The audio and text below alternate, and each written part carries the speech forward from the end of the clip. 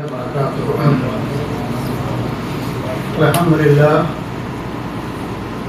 لله الذي لم يزل عالما قديرا حيا قيوما مدبرا سميعا بصيرا وصلى الله على نبينا محمد وعلى آله وصحبه ومن تبعهم بإحسان إلى يوم الدين. أما بعد، أعوذ بالله من الشيطان الرجيم.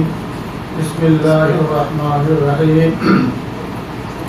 حرمت عليكم الميتة والدم ولحم الخنزير وما أحل لغير الله به والمنخنقة والموقوذة والمتردية والنطيحة وما أكل السبع إلا ما ذكيتم وما ذبح على النصب وأن تستقسموا بالأزلام ذلكم فسق.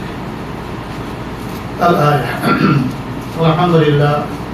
শুকরিয়া মাদ্রাসা রব্বুল আলামিনের জন্য যার মেহেরবানিতে আমরা প্রতি সপ্তাহে আজকেও আমরা কিছু কোরআন হাদিসের আলোকে শোনার উদ্দেশ্যে আমরা এখানে মহতী অনুষ্ঠানে উপস্থিত হতে পেরেছি। এই জন্য শুকরিয়া দান করি আলহামদুলিল্লাহ। অতঃপর আমাদের নবী মুহাম্মদুর রাসূলুল্লাহ সাল্লাল্লাহু আলাইহি ওয়াসাল্লামের উপর অগণিত দরুদ এবং শান্তির ধারা নাযিল হোক সাল্লাল্লাহু আলাইহি ওয়াসাল্লাম। আজকে আপনাদের সামনে আমি সূরা মাইদা থেকে আয়াত নম্বর 3 নম্বর আয়াতের অর্ধেক কিছু বলার চেষ্টা করব। এখানে আল্লাহ রাব্বুল আলামিন আমাদের উপরে বেশ কিছু জিনিস হারাম করেছেন, তা স্পষ্টভাবে উল্লেখ করেছেন আল্লাহ রাব্বুল আলামিন। বর্তমানে সেগুলোর সাথে আমরাও কিছু মিলানোর চেষ্টা করব, যেগুলো আমরা আমাদের অজান্তে আমরা হারামে লিপ্ত হয়, যেগুলো আমাদের জন্য চিরদিনের জন্য হারাম। তো আল্লাহ রাব্বুল আলামিন বলেন, হুররিমাত আলাইকুমুল মাইতাত, তোমাদের উপরে হারাম করা হয়েছে মাইতা, মৃত মরা জিনিস। এটা যে কোনো জিনিস হতে পারে, পশু পক্ষী জীব জানোয়ার যে কোনো জিনিস সবগুলো হারাম, সেগুলো মারা গেছে। মারা বলতে যেগুলা নিজে নিজেই মারা গেছে, মারার কারণ আছে, তো মুর্দা হইলেই পারি সেগুলা কি হারাম আমাদের জন্য। তাতে মূলত মজলিসটা খাওয়া হারাম হোক বা হালাল হোক, যেমন নাকি শুকুর কুকুর বা ভাল্লুক এগুলা তো খাওয়া হারাম, ওগুলাও স্বামী। আর যে জিনিস খাওয়া, যেসব জন্তু খাওয়া হালাল আমাদের জন্য, গরু ছাগল উট মোরগ মুরগি, এগুলো কি আমাদের জন্য মূলত খাওয়া কি হালাল। তারপরও সেটা যদি কি হয়ে যায়, মারা যায়, যেটাকে জবাই করা হয় না, তো এগুলোও কি হয়ে যাবে হারাম।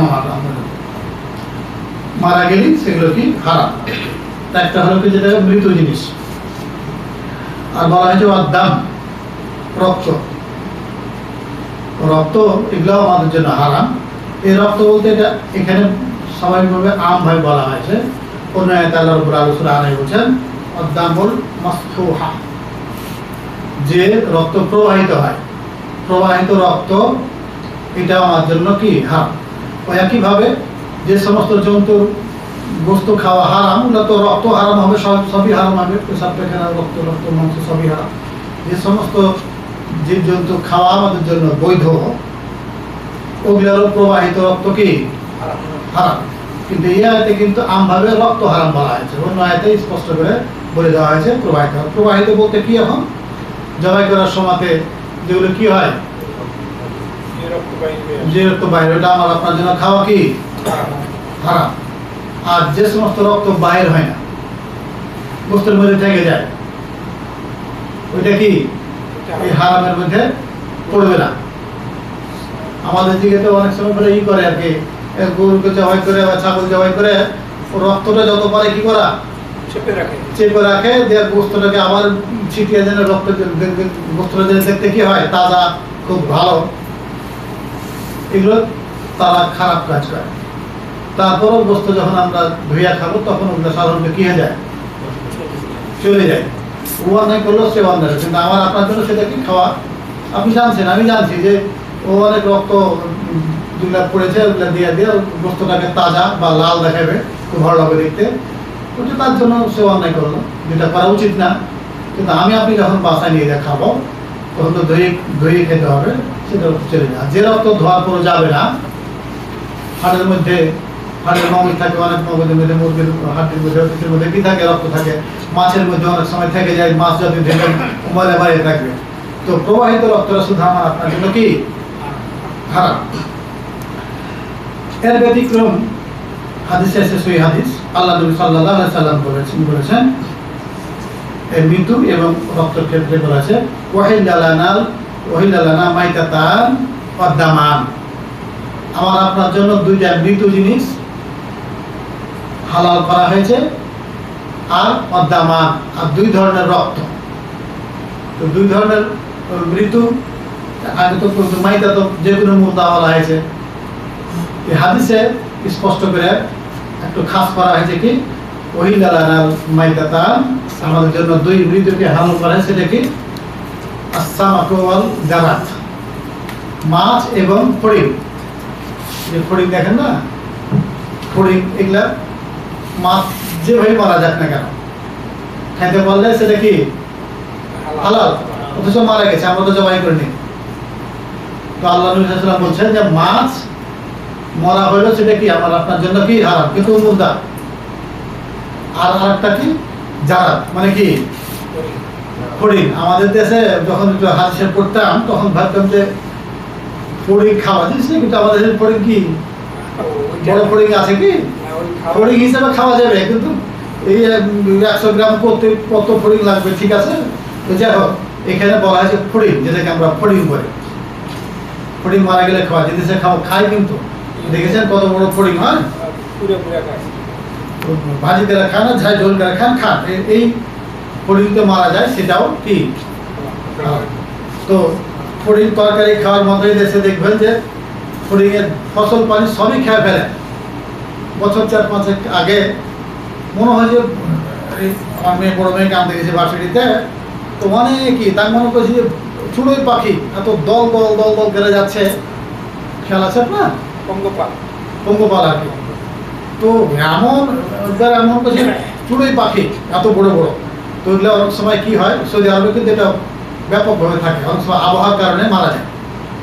আর যদি শিকার করে খাইতে পারেন খান, অসুবিধা না, মাছের মতো করে, কিন্তু ওই ফড়িং কি খাওয়া হালাল, ফড়িং খাওয়া হালাল।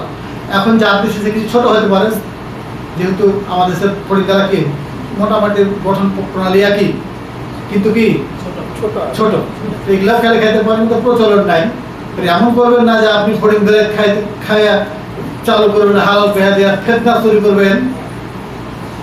আমাদের গোদাগাড়িতে এক লোক করেছে কি ঘোড়া জবাইকেরা কুরবানিতে, আবার ঘোড়া জবাইকেরা এখন কুরবানি দেশে ঘোড়া, মাদানি আবার ছিল। তো এমনি তো মতলব কাছে হানাফি মাযহাব মতে ঘোড়ার গোশত খাওয়া কি মাকরুহ, কিন্তু ইমাম আবু হানিফা রাহমাতুল্লাহ আলাইহি মরণের আগে এটা এই ফতোয়া থেকে উনি কি প্রত্যাবর্তন করেছেন, এবং বুখারীতে আছে, বুখারীতেও ঘোড়ার গোশত হালাল বলে উল্লেখ আছে, ঘোড়ার গোশত খাওয়া যাবে। কিন্তু এখন হালাল বলে আপনি এমন ভাবে সেটা বাস্তবায়ন করবেন বা প্রচলন করবেন যে ফেতনা লাগিয়ে দিবেন, অনেকে তো হবে না, কি বলে যে রুজবে না। হ্যাঁ, আগে মানুষকে শিক্ষা দেন, আগে মানুষের সামনে একটু আলোচনা করেন, যেটা স্বাভাবিকভাবে পরিস্থিতি। কিন্তু এই জন্যই দাওয়াতেরও এটা একটা পদ্ধতি, খালি হালাল হইলেই সঠিক হইলেই সেটা যে আপনি একবারে চাপিয়ে দেবেন ঘাড়ে, এটা কিন্তু দাওয়াতের পদ্ধতি না। তো যাই হোক, যেটা বলছিলাম মরার মধ্যে ফড়িং আর কি, আরেকটা বললাম মাছ। আচ্ছা, আর দুই ধরনের দামান, আর দুই ধরনের রক্ত খাওয়া, এখানে তো রক্ত হারাম। তো বলা হয়েছে কাবেদ ওয়া তেহা, কাবেদ মানে কলিজা, কলিজাটা যেটা থাকে কি অনেক সময় কে ধন বলবে, কে ফরান বলবে, আর কি মুচা বলে নাকি, এরকম আছে, এক এক এলাকাতে একটা নাম থাকতে পারে। আর একটা কি পিলাই বলি আমরা, আপনারা কি বলেন, ভুঁড়ির ওপর কিন্তু লেগে থাকে। হ্যাঁ, যাই হোক আর কি, বুঝেছেন তো জিনিসটা। এটা কিন্তু মূলত রক্তের জমাট, এটা কি খাওয়া যায়, বুঝলে খেতে পারে। কিন্তু হাদিসে না কোরআন শরীফে যেটা বলা হয় যে আদামাল মাসফুহা, প্রবাহিত রক্ত, এটা কিন্তু প্রবাহিত, এটা জমে গেছে, এটা কি জমে গেছে। ভাই এখানে থেকে বলতে পারে তাহলে আমরা অনেকখানি রক্ত মিলিয়ে না ফ্রিজে থুইয়া জমাট করে দেবো, দেখি এটা কি জমাট রক্ত হয়ে গেল কিনা, খাওয়া হালাল হবে? আল্লাহ নবী তো বলতেছেন জমাট রক্তের তো রক্তই, আপনি রক্ত এবার ভাজি করে খান বা করে খান না। এই যেটা আমি আপনি ফ্রিজে যেটা জমা করবো মূলত কি ছিল? প্রবাহিত রক্ত ছিল, দুধের মতো পানির মতো তরল ছিল। এখন প্রসেসিং এর মাধ্যমে আসল অবস্থা থেকে আমি আপনি প্রক্রিয়ার মাধ্যমে কি করেছি, তার স্বাভাবিক অবস্থাটাকে পরিবর্তন করে দিয়ে জমাট করে দিয়েছি। তো এই রক্ত জমাট করাও রক্ত কি হবে না? হালাল। যেটা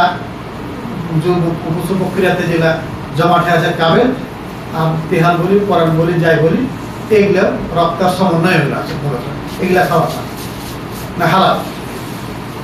তাহলে পরে মৃত্যু দুই জিনিস আর রক্ত দুই জিনিস খাওয়া হালাল। সে দুটা কি কি? মৃত্যু কি কি? বাঁচা করে, এটা মারা গেলে যে কোনো অবস্থা খাওয়া যায়।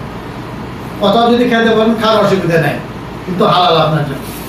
কিন্তু যেন বিকৃতি না হয়ে যায়, যেটা মদের আকারে মদ না হয়ে যায়, বুঝেন তো? আচ্ছা, আরেকটা হলো কি? রক্তের মধ্যে কলিজা, আর আরেকটা হলো যেটা পিলাই বলে, কুবদা বলেন, যাই বলেন বলেন। আচ্ছা, আর একটা আল্লাহ রাব্বুল বলেছেন ওয়ালা হামাল খিনজির, এবং খিনজির মানে কি? শুকর।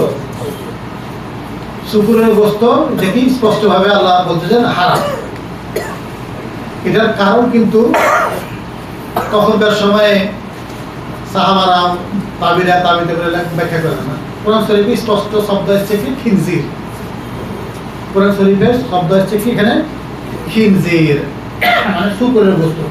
শুকুরের গোশত যখন হারাম, তার রক্ত জমাট হোক বা জমাট হোক সবকিছু তার কি যেহেতু জিনিসটাই কি হারাম। তো এখানে বলা হয় যে আরো তো হারাম, কুকুর কি হালাল আমাদের জন্য, তারপরে আরো বাঘ ভাল্লুক এগুলো কি হালাল? পুরাই হারাম। তো এই খিনজিরকে কেন উল্লেখ করা হয়? এখানে মুহাদ্দিসিন বলেন তো ওগুলো বাঘ ভাল্লুক বা সিংহ এগুলো হারামের জন্য স্পেশাল হাদিসে স্পষ্ট স্বতন্ত্র দলিল আছে। আল্লাহ নবী সাল্লাল্লাহু আলাইহি ওয়াসাল্লাম বলেছেন জুনাবিন ফরমা আলাইনা জুনাবিন। জুনাব যার এই দাঁত থাকে, দুটো দাঁত, এই দাঁতকে কি বলা হয়? সুজুরি দাঁত বলা। কি আর বাংলাতে কি বলে ভাই? শিকারের দাঁত। যাকে যে দাঁত দুটা কি থাকে, ওই দাঁত দিয়ে যেটা শিকার করে চেপে ধরে আর কি। এটা কিন্তু খাওয়ার দাঁত না, মূলত মানে শিকারীকে ধরার জন্য। যে সমস্ত জন্তুর কি আছে, এর দাঁত থাকে। এক্ষেত্রে মানুষেরও কিন্তু দাঁত আছে, মানুষের গোশত খাওয়া হারাম, এদিক দিয়েও হারাম করবে। যদি কোরআন শরীফে খাওয়া হারাম থাকতো এটা হারাম প্রমাণ হতো। যাই হোক আর কি, এটা হলো কথা। এই হিসাবে কুকুর বলেন, তারপরে এই বাঘ ভাল্লুক এগুলোর কি সবগুলো কি। এছাড়া যে কোনো জন্তুর যদি এরকম দাঁত থাকে, ওই দাঁতওয়ালা জন্তু কি হারাম। তাতে হাদিসে উল্লেখ থাক বা না থাকে, এটা ফর্মুলা। এটার ফর্মুলা যে আল্লাহ নবী বলেছেন জুনাবিন, এই খুজলি দাঁতওয়ালা যে কোনো জন্তু। কারণ এক দেশের সব জন্তু থাকবে, সব জিনিস থাকবে, এটা তো জরুরি না। সৌদি আরবে এমন জন্তু আছে আমাদের বাংলাদেশে নাই। এবং সৌদি আরবে যে সমস্ত জন্তু আছে আল্লাহর নাম ধরে ধরে কি বলবেন নাকি? যেগুলো আছে বা কোরআন শরীফের নাম ধরে এতগুলো জন্তুর নাম বলবো নাকি? আল্লাহ রাব্বুল আলামিন ফর্মুলা দিয়ে দিয়েছেন, আল্লাহ নবী সাল্লাল্লাহু আলাইহি ওয়াসাল্লাম এটা ফর্মুলা দিয়ে দিয়েছেন। এই খুঁজে দাঁতওয়ালা যে কোনো জন্তু যেটা বলে, ওই জন্তুগুলা কি আমার আপনার জন্য হারাম। তো শুকুরকে কেন তাহলে এটা বললেই তো হতো, জুনাবিন বললেই তো হতো, খিনজির শুকুরকে কেন উল্লেখ করা হয়? তো স্পেশাল দাঁতের কথা বলতে পারবো না, এটা আমার জানা, আপনাদের জানা আছে কিনা।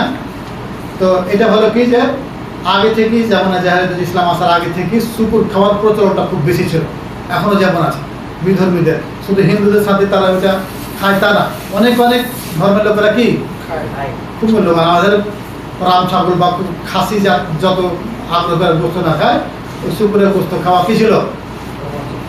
আর এটা বলা হয় যে এই শুকুরের গোস্ত খাওয়া সৌদি আরবের লোকেরা আগে থেকেই জানতো। কারণ সৌদি আরবের লোকেরা বিশেষ করে পাক ভারত উপমহাদেশে তারা কি করতেন, ব্যবসা বাণিজ্য করার কারণে ওই দেশে তাদের সাথে এটা কি পরিচালিত ছিল, আর ব্যাপকভাবে খাওয়ার একটা কি ছিল প্রচলন। এই জন্য আরবে ইসলাম আসার আগে থেকে আরবের লোকেরা শুকুর সম্পর্কে জানত। তো ওগুলো আমভাবে হারাম, আর এখানে আল্লাহ রাব্বুল আলামিন শুকুরকে বিশেষভাবে উল্লেখ করেছেন, কারণ এটা ব্যাপক প্রচলন ছিল। আচ্ছা, তারপরে বলা হয়েছে কি ওমা উহিল্লা লিগাইরিল্লাহি বিহি, ওমা উহিল্লা, যেটাকে জয় করা হয়েছে লিগাইরি, আল্লাহ ছাড়া অন্য কারোর জন্য।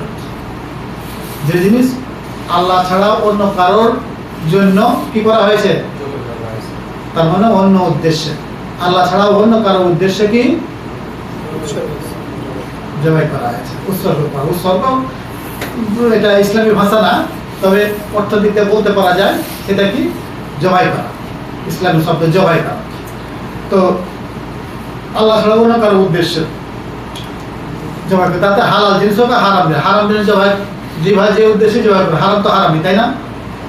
শুকুরকে যে অবস্থায় যে জন্য জবাই করো, কুকুর যে জন্য জবাই করো, আল্লাহ বিসমিল্লাহ আল্লাহ জবাই করলো কি ও হারাম। হারাম হালাল জিনিসও যদি কি করে কেউ অন্য উদ্দেশ্যে জবাই করে, যেমন নাকি প্রচলন যে কি দাও পাঠা বলি দাও বলে না, আর কিসে কিসে দেওয়া হয়, কিছু উদ্বোধন করতে হবে, একটা ছাগল জবাই না করলে কি হবে, এখানে ভূত ভাতালি থাকবে, জিন থাকবে, আর কি করবে ডিস্টার্ব করবে, তাই আগে কি করতে হবে একটা ছাগল জবাই করতে হবে। আপনি হুজুর মানুষ মোল্লা মানুষ বিসমিল্লাহ আল্লাহু আকবার বলে কি করলেন জবাই করে দিলেন, এটা জায়েজ হবে না? কেন? উদ্দেশ্যটাই কি ভাই এরকম অনেক সময় করে, জঙ্গলে বা একটা আলাদা জায়গাতে বাড়ি করতেছে, একটা কিছু করতেছে, না জানে জিন ভূতে জিনে মানুষের নজর লাগতে পারে, জিন ভূত থাকতে পারে, বিরক্ত করতে পারে, একটা তাকে একটা উৎসর্গ করে দিলে জবাই করে দিলি কি হবে? আর হিন্দুরা বলি দেওয়া বলে, আবার বলি দেওয়ার নিয়ম তো জানেন যে কি ফুটার উপর থেকে এক চোপে মেরে দেওয়া, এক কোপে না হলে পরে আর একটা দিবেন। যেভাবে জবাই করেন উদ্দেশ্যটা তো অন্য কিছু কারোর জন্য হয়, সেটা কি হবে হারাম। কুয়েতে নাকি একটা বিল্ডিং আছে, ওখানে কেউ বাস করতে পারে না, বাসাওয়ালা বলে গ্যারান্টি দিয়ে দিয়েছে, বা ওকে 5 তলা 9 তলা বিল্ডিং, যে এসে থাকতে পারে তাকে রেখে দিয়ে দেবে, যে দেখেন বিল্ডিং এখন খালি নাকি, থাকতে পারলেই হলো, বাস করতে পারলে হলো, কেউ বাস করতে পারে। ইন্ডিয়া থেকেও বড় বড় যারা সাধক জিন যারা কি করে সাধনা করে তারা হয়েছে, ঘরে শুয়ে আছে, ফ্যান চলতে লাগবে, ফ্যান দেওয়া আছে হঠাৎ বন্ধ, রাত্রে একবার ঘুমাচ্ছে, দেখছি কখন বাইরে বেরোলে যায়, বাইরে খাটে ঘুমায়, সেরকমই অবস্থা। ওই জন্য কেউ বাস করতে পারে না। তো যে জিন ভূতেরই জিন ভূত আছে, ডাক্তারি মতে কিন্তু ডাক্তাররা কিন্তু জিন ভূত এগুলো কিন্তু কি করে না, স্বীকার করে না, কিন্তু বাস্তবে তো আছে, করে না সেটা আছে। জিনের তো প্রতিক্রিয়া আমাদের ক্ষমতা বেশি, আমরা ওকে দেখতে পারবো না, কিন্তু ওরা আমাদেরকে কি করবে, আমাদের তাদের ক্ষমতা বেশি, শক্তিও বেশি হয়। আর এটাও কিন্তু তারা গায়েব জানে না, তারা কি জানে না, তাদের শিক্ষা দীক্ষা এলেন আমাদের মতে, কিন্তু করবে কি আমরা এখান থেকে যাব শিখে থেকে ওরা কি করবে, আমাদের যাতে অতি দ্রুত চট করে যা কি করতে পারবে। এই জন্য যারা কবিরাজ কিছু অগ্রিম কথা বলে, ধরুন জায়গা যেটা হয়ে গেছে আমি জানবো, কারণ ওই জিন যে তাড়াতাড়ি কি করতে পারে, খবরটা নিয়ে আসতে পারে। এখন মানুষও টেলিফোনে আর টিভিতে আর কিছু মোবাইলে কিছু ইউটিউবে যেটা হয়ে গেছে উন্নত। তো যাই হোক, যেটা বলছিলাম জিন ভূত কোরআন হাদিসের মতে কি আছে, সেগুলা ভালো করতে পারে, মানুষের ক্ষতি করতে পারে। তো ওই জিন ভূতের জন্য বা জিন ভূত থেকে বাঁচার জন্য যদি কেউ, মানুষের বদ নজরের জন্য যদি কেউ কি করে বলি দেয়, উৎসর্গ করে, কুরবানি দেয়, এটাও কি হবে হারাম, কারণ উদ্দেশ্যটা আল্লাহকে খুশি করার জন্য। আর কি অল মন খানে কাত শ্বাসরুদ্ধ করে মেরে ফেলা, জবাই না করে কি করবে, শ্বাসরুদ্ধ করে মেরে ফেলা, যে কোনো ভাত হতে পারে। বিশেষ করে হিন্দুরা রক্ত জেনে খেতে পারে, বিভিন্ন জাত আছে, ওরা রক্তটা কি করবে না, জবাই করে রক্ত পড়ে যাবে, বাড়িয়ে যাবে, অথবা রক্ত করে চিপে ধরা, যে রক্তটা বাইরে যেতে পারে, কি হবে, রক্তটা টাটকা থাকবে অথবা টেস্টি হবে বা কিছু শরীর স্বাস্থ্য ভালো হবে। অনেক অনেক জাতের কি আছে রক্তের উপকার আছে এরকম ভাবে আর কি। তো যেহেতু শ্বাসরোধকেরা পরে বলতেছি কেমন ভাবে আতর লেগে গেলে, ধাক্কা লেগে গেলে, আচ্ছা পরে পরে আচ্ছা। তো শ্বাসরোধকেরা যাকে মারা হোক না কেন কি এটা বিসমিল্লাহ বলে যে শ্বাসরোধ করেন, তাও কি হবে, কারণ কি শ্বাসরোধ। তবে বলা হয় কি যে এমন জিনিস, আগে তো গ্রাম অঞ্চলে কুয়া থাকতো না, তো গরু পড়ে যায়, ছাগল পড়ে যায়, ছাগল তুলতে তুলতে কি হবে, গরু তুলতে তুলতে মারা যাবে না যদি নিজ দিকে মুখ করে পড়ে যায়। এরকম যদি অবস্থা, যদি কেউ বিসমিল্লাহ বলে ছুরি টুরি মারে, ছুরি মেরে দিল, কিছু মেরে দিল, মোচ মেরে দিল, দিয়া কি মারা গেল, তো ওটা খাওয়া যায় আছে। কারণ আপনি তাকে মারার উদ্দেশ্যে কি করেছেন, গলাতে জবাই করা তো সম্ভব না, গলায় জবাই করা কি নয় সম্ভব না, ওইটাই আপনার মরণের কারণ হতে পারে। আপনাকে ইচ্ছা করে ইসলামিক পদ্ধতিতে মারতে হবে, জবাই করে, যেটা পদ্ধতি ইসলামিক পদ্ধতি, একটা না মারলে তো কোনো জিনিস খাওয়া যাবে না। তা আমরা জবাই করে বিসমিল্লাহ বলে জবাই করে কি করি, পশুটাকে মারি। তো এমন তো অবস্থা হয়ে গেছে যে ওকে গলাতে তো পারা যাবে না, কি করতে, কি বলে যে জবাই করতে, ওই জন্য যে কোনোভাবে ওকে যদি আঘাত করে যদি মেরে দেন, আঘাত করে লাঠি লাগাতে পারে না, আবার কোনো অস্ত্র ধারাল অস্ত্র দিয়ে জবাই কেটে দেওয়া আপনার জন্য, সেটা কিন্তু যায়, এটা বিশেষ ক্ষেত্রে। এখন উপরে আপনি মুখটা গলা না কেটে আপনি পিছন কাটবেন, পা কাটবেন, করে করবেন, এটা কিন্তু চলবে না, ওটা বিশেষ মুহূর্তে। আচ্ছা, তা শ্বাসরোধকেরা যেগুলো মারা যায় সেগুলাও কি হারাম আপনার জন্য। ওয়াল মাউকুযাত, আঘাত করে, পাথর দিয়ে মারলেন, লাঠি দিয়ে মারলেন, তীর দিয়ে মারলেন, গুলিবিদ্ধ করে, এগুলা এই অবস্থায় যদি মারা যায় তাহলে ওই সমস্ত জিনিস খাওয়া কি মারলেন, পাথর দিয়ে মারবেন, আপনি দিয়ে জবাই করবেন না, খাবেন বা নিশ্চিত করবেন মারা, লাঠি দিয়ে হোক, পাথর দিয়ে হোক, কুতা দিয়ে হোক, যেভাবে হোক আপনি ইচ্ছা করে মারবেন, মাইরা আপনি কি করবেন, ডেকে খাবেন। এটা কি হারাম। আচ্ছা, এই ক্ষেত্রে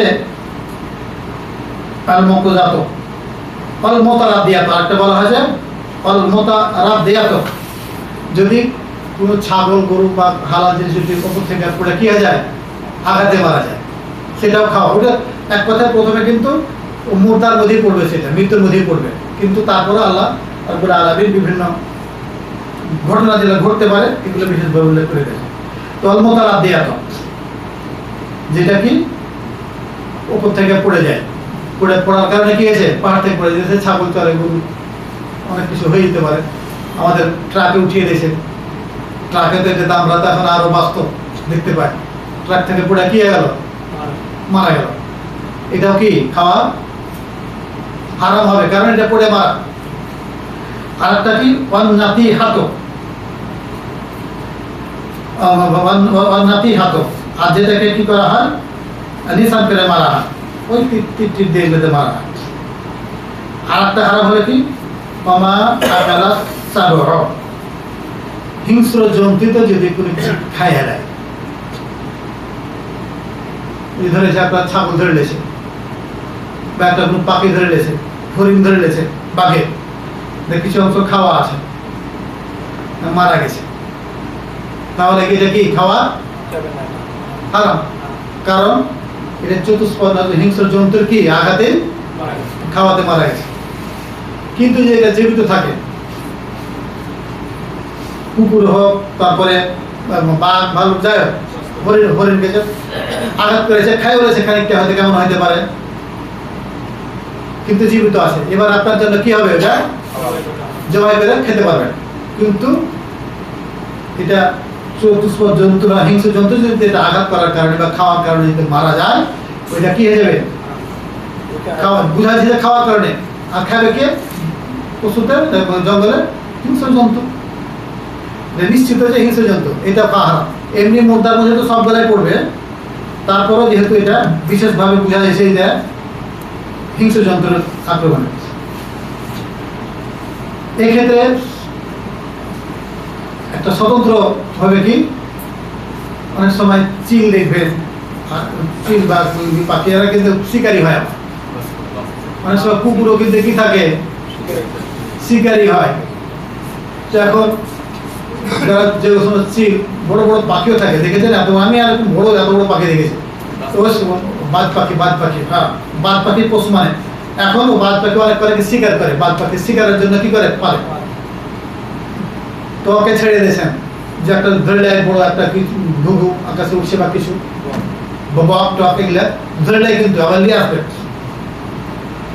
এটা যদি জীবিত থাকে তো জবাই করবেন, আর যদি ওটা ধরে নেয় আর মারা যায়, নিয়ে আসছে তো মরে গেছে, তখন কি করবেন আপনি বলেন দেখি?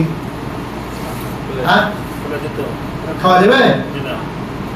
খাওয়া যাবে না। কিন্তু যদি আপনি শিকার করার উদ্দেশ্যে ওকে বিসমিল্লাহ বলে কি করেন, ছাড়েন। আমি তো পাশা দিয়ে লাঠি দিয়ে কুটা দিয়ে মারি যাই, চাকু দিয়ে তো মারতে পারি, পুকুরে কুয়াতে পড়ে যাতে পিছন দিয়ে শরীরে আঘাতে কি করতে পারি, মেরে ফেলতে পারি। তা আপনি যেহেতু উদ্দেশ্য করেছেন কি আপনি শিকার করবেন, তো বিসমিল্লাহ বলে কি করতে হবে, ছেড়ে দিতে হবে। যদি আছে দেখা যাবে মারা গেছে, তার জন্য ওইটা কি হবে, আলাদা বিশেষ ক্ষেত্রে। আর যদি না মারা না যায়, জীবিত থাকে, তো আপনাদের তো ভাই করতেই হবে। এটা তো এমন না যে বিসমিল্লাহ বলে পাখি ছেড়ে দিয়েছি, আমার বাদ পাখি ছেড়ে দিয়েছি আর এসে ধরে নিয়ে এসছে, তো আমি তো বিসমিল্লাহ বলেছি আগে, এবারে এমনি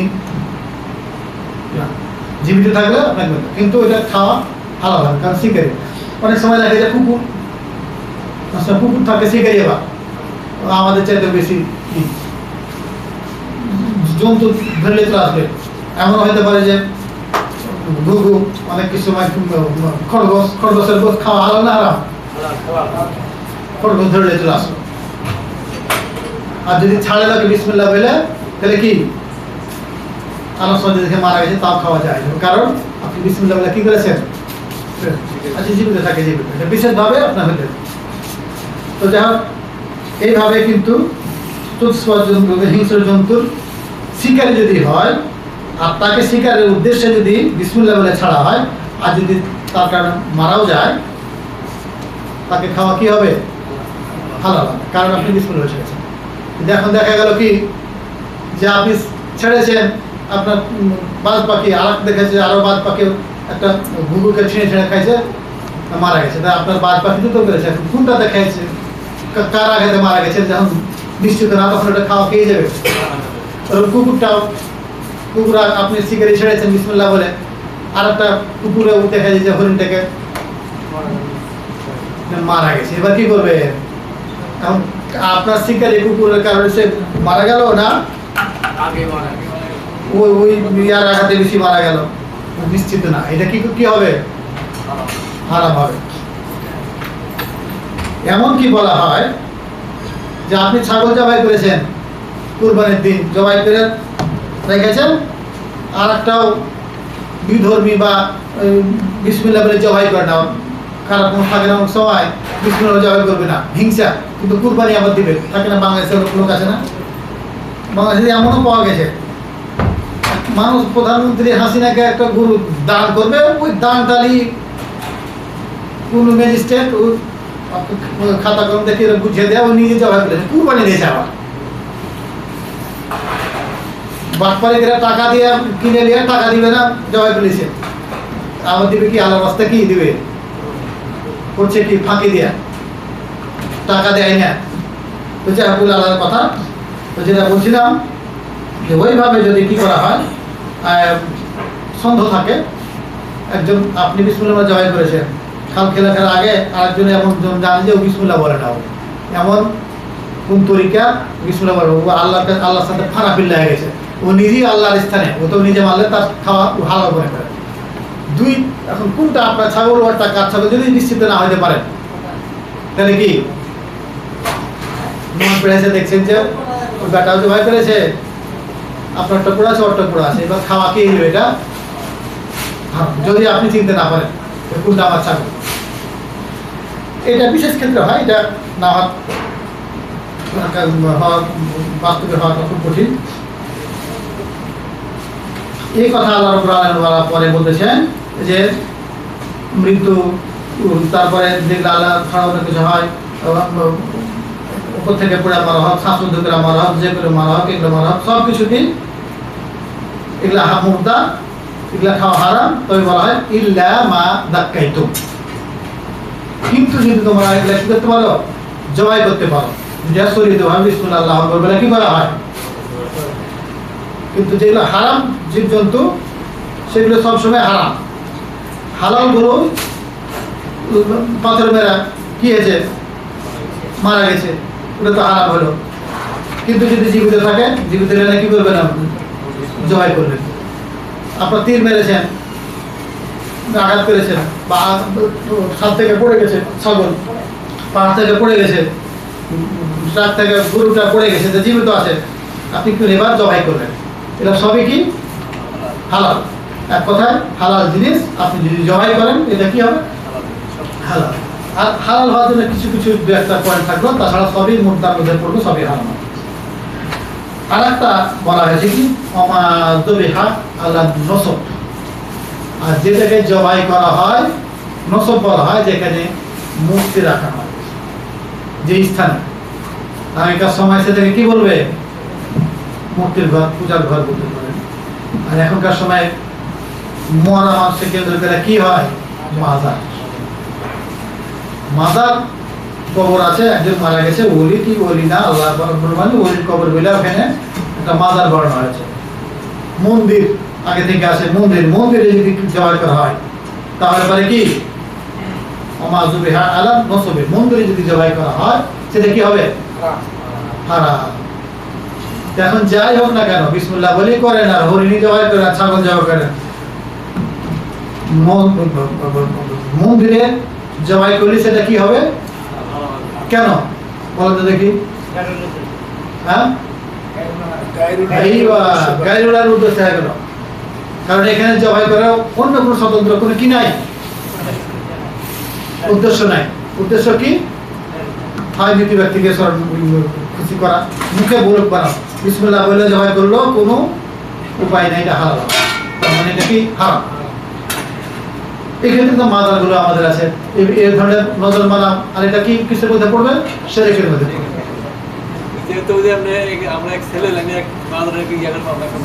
আচ্ছা, এটা তো তাদের জবাইটা কি হোক, যে কোনো পশু জবাই হতে পারে, খাসি, মুরগি, উট, যাই হোক না কেন। আর ওই ধরনেরই উৎসর্গ, এটা একটা উৎসর্গ, কিন্তু জবাই করাটাকে কুরবানি বলা হয়। কুরবানি মানে কি ত্যাগ, উৎসর্গ।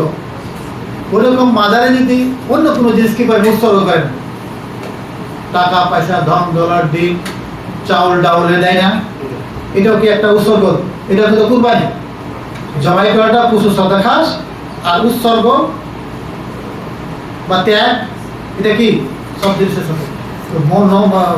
মাজারে যাই কিছু করেন না কেন সবগুলো কিসের মধ্যে পড়বে, শিরকের মধ্যে পড়বে। কারণ কি, অন্য উদ্দেশ্যে আল্লাহকে